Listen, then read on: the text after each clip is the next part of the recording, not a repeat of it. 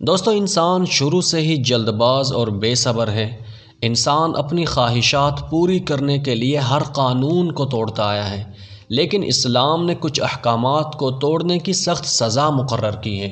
تو چلیے اپنے آج کے موضوع کی طرف بڑھتے ہیں اور جانتے ہیں کہ اس مسئلے کی شرعی حیثیت کیا ہے۔ دوستو میاں بیوی کو اللہ تعالیٰ نے ایک دوسرے کے لیے حلال قرار دیا ہے، لیکن کچھ دن ایسے بھی ہیں جب شوہر کے لیے حکم دیا گیا ہے کہ وہ بیوی سے دوری بنائے رکھے۔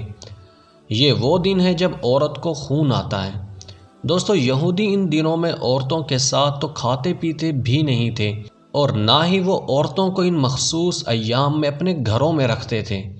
تو کچھ صحابہ کرام نے آپ صلی اللہ علیہ وسلم سے یہ مسئلہ پوچھا تو اس پر قرآن کریم کی سورہ بقرہ کی آیات نازل ہوئیں، جن کو بنیاد بناتے ہوئے علماء کرام فرماتے ہیں کہ نجاست والے دنوں میں عورت کے اندر دخول کرنا حرام ہے، اور ان دنوں میں عورتوں سے علیحدگی اختیار کرنے کا کہا گیا ہے، لیکن اس دوران بیوی کے ساتھ باقی تمام کام کر سکتے ہیں، یعنی جسم کے دوسرے حصوں کو چھونا اور ان کے ساتھ کھیلنا جائز ہے۔